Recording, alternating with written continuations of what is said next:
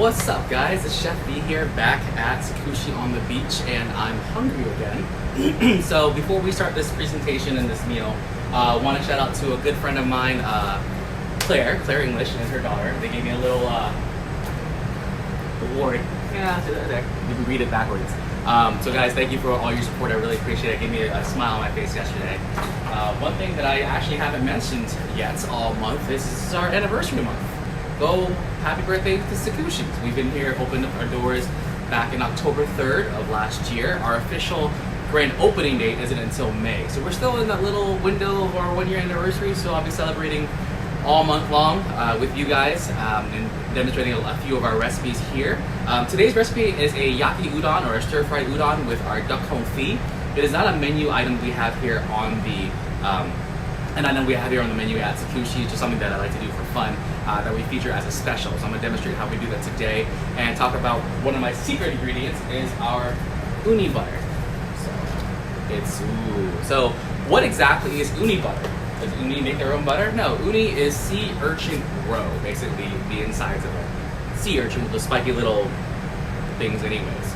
So how do we make uni butter? It's a compound butter. Compound butter is a mixture of ingredients that go into a butter that make it homogeneous, therefore making it a compound butter. So we'll go on to that in a little bit. So udon. Udon is a wheat noodle, not a rice noodle. It's a thicker wheat style noodle, which is absolutely delicious. One of my favorite noodles to actually eat. We don't serve it here at the restaurant. We did when we first opened, however, just supplying the demand and having room for it is really rather difficult, so we don't offer it, only bring it in every once in a while just for a special that we like to cook. So treating you guys on today. Today's special, we only have 4 left. We would have 5, but I'm eating one. So I have to show you how to make it anyways. So sorry, not sorry, hashtag. Anyways, guys, thanks for joining us. Thank you for all your support. Yesterday was our actually busiest day we've ever had here at the restaurant doing takeouts and deliveries. It's a bit overwhelming. I apologize if you have to wait. I apologize if it didn't quite come out as beautiful as you always expected. It's just me and another cook whenever I can bring them in. I'm the one answering the phone, taking your orders, taking it out to you, cooking it for you. So between doing this and that, it's rather difficult. So I'm not making excuses, guys. It is challenging. It's a job that I chose to take on in being open as its operator and its partner here at the restaurant. So guys, thanks for being patient. Thanks for all your support. It's not raining anymore. I guess it's going to rain most of the day today here at Clearwater Beach, but I'll still be here making you some great food as best as I can, as fast as I can, but at the same time making you a special today that we only have 4 of. So guys, if you want the special guy, it is our duck udon dish that is only going to be available for call out, order, call, takeout. I'm not going to have it available online in our system. The fact that I only have 4, so I'm afraid that if everybody orders at once, I won't get to everybody. So at least if you call, I can keep track of how many we have at one time. So we'll get the party started. So let me turn the camera over to my pots and pans. Okay, so I have my wok. Alright, and I have my saute pan that I kind of preheated already, and I spilled some oil, so oops to that. So let's turn the heat back on. So let me bring this pan actually closer so you can see it, so to speak. Oh, there we go. Yeah, there we go. Alright, so I have my sauteed pan, so what I'm going to do with that is take our beautiful duck confit that's been slow cooked in its own fat. Duck confit classically is our leg quarters. Salt, pepper in its own fat, slow cooked. So I put a little ginger, shallot, and garlic into our duck fat, so to speak, to give it some more flavor when it's braising, so to speak, in its own fat. So we're gonna do it skin side down. It's already been pre-seasoned salt, pepper. As you put it down, you want to hear it sear, okay, guys? Not overly powerful where it's all bubbling, but you still can hear it, guys. It's kind of working its way right now, so I'll move this over so you're right there. All right, now I'm gonna create my baseline flavor. So in this little mixing bowl, what's up Nick, what's up Steve, thanks for joining us. I have ends of my short ribs to give it that nice meat fatty flavor. I have shiitake and oyster mushrooms. Why? Because they're my personal favorites. And I have shallots and garlic in here. So I'm gonna let that caramelize. I run it down the fat and give it some nice flavor. So this is one of those dishes that you cannot rush. You have to really be patient with it, guys, and allowing everything to kind of caramelize. So it's one thing to sweat out the flavor, to sweat out all the seasoning. This will run down some of the moisture out. But sweating something out versus caramelizing it are 2 different things. And what do I mean by that? So to sweat something out, much like the garlic, shallots, and mushrooms, you're gonna take out the water, remove its moisture content, so you actually get the flavor of what you're actually cooking. Well, that's great and all, but that's not much texture. You have to caramelize and cook off the sugars. So in most things, guys, you contain sugar. So you have water, pectin, glucose, whatever the ingredient may have. So those are naturally occurring ingredients within whatever you're cooking. So when you're cooking sugars, guys, you're going to caramelize them.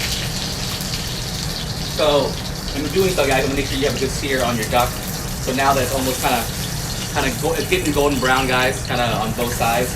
I'm going to throw it in the oven so I can kind of set it and forget it, so to speak. So I'll be right back, go in the oven.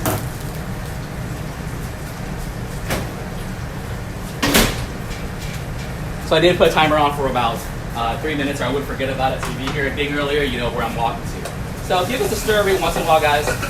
So the short ribs, I did cut the ends off, so it has a little bit of fat in there as well. So not only do I have kind of vegetable oil, I have it kind of the fat that goes along with it. So you want to constantly stir it, guys. That way it kind of doesn't stick to the pan, but also make sure that you're getting nice coated with everything else. So we're gonna let that go on for a little bit, all right? So it's almost there. As you can see, guys, from before, they're starting to sweat. So as they become all set or they start to dry out, then we're gonna start cooking off the sugars. I wish you could smell this, guys. It smells terrific. So I'm gonna have a great meal today. So freshly cracked black pepper, kosher sea salt, guys. Pretty much all we use here at the restaurant. It is probably the best ingredient to use. So next up is a little bit of our braising liquid, or our sauce. I'll show you.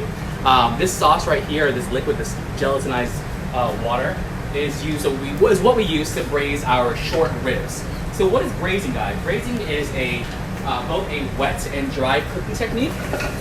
What on earth does wet and dry mean? Well, sauteing is considered a dry technique, deep frying dry technique, where it's just a dry pan where you're applying heat. A wet technique, you guessed it, you're boiling something with water.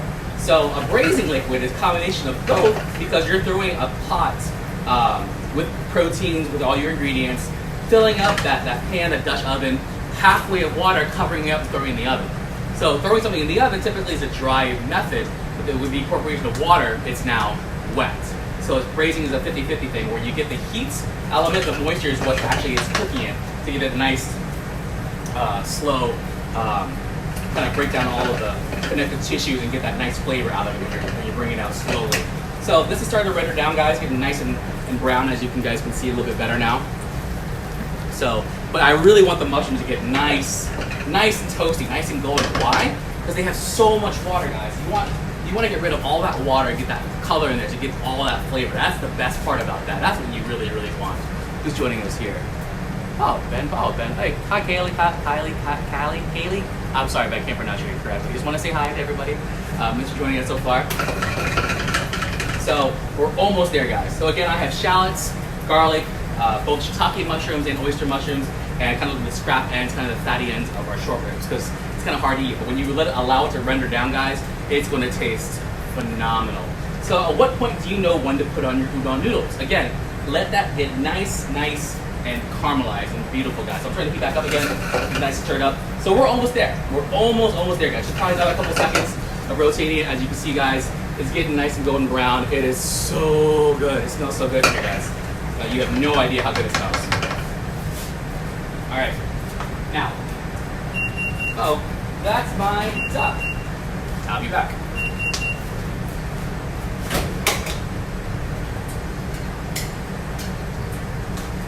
Oh, it's beautiful. So, fresh out the oven, 500 degrees. Look at that nice, golden, crispy duck, guys. All right, you're gonna love it, guys. It's Daryl from North Carolina. What's up, North Carolina, guys? Thanks for joining me. Appreciate it. So now we're gonna let it sear, kind of its own oil right now in the hot pan. Cover it up, call it a day, get it out the way so I don't bump into it later. Okay. So now that I had a little distraction, guys, this mushroom shallot mixture is freaking perfect now. Okay. It is amazing. So now we're gonna put the udon noodles in there that we've kind of already pre-cooked. Okay. Boom. Now at this point, guys, let all the kids play in the pool. It's a very quick method right here. Okay? As it's going on, guys, season it. Always season as you go. Salt, pepper. Okay. Absolutely delicious. I like a little extra pepper. That's just my touch, guys. Okay. So, all the conserve the full flame nicely. Take it off the heat so you can deglaze. Okay. That's about 2-3 ounces right there, guys. What's great about udon noodles, guys, just like any other pasta noodle, it's wheat. So all that liquid right there, guys, it's all going to get absorbed there. You hear that? You hear that? That sounds great. All right? So I love that.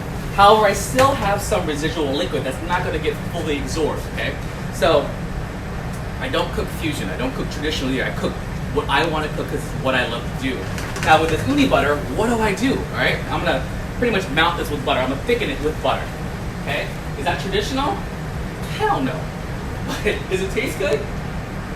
Hell yes. But I forgot a spoon, so I'll be right back.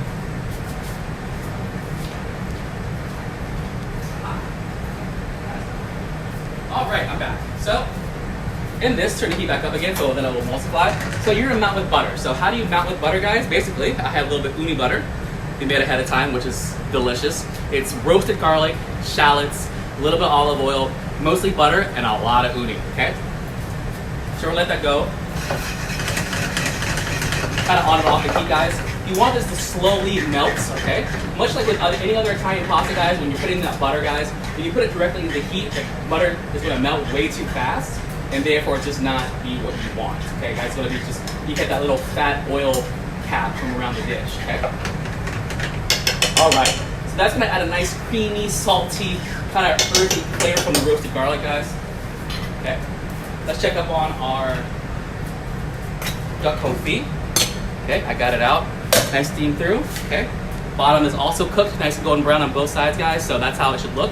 Okay, what I also have here, guys, is a soft poached egg I had. I actually sous vide this earlier at 139.5 degrees. I find that anything above 140, the yolk starts to coagulate, not quite as runny. Anything under 139, the whites aren't cooked all the way through. So for about 1 hour, guys. So that's the way that we do it here at the restaurants. There are several different ways to kind of poach an egg. So I'll show you how to do that later. Okay. So what we're gonna do, guys, have this. Oh, look at that. Okay. Whip off the ends here. That's how that looks right there, guys. So that isn't done yet, okay? So next up, take my duck, boom. Crack my poached egg.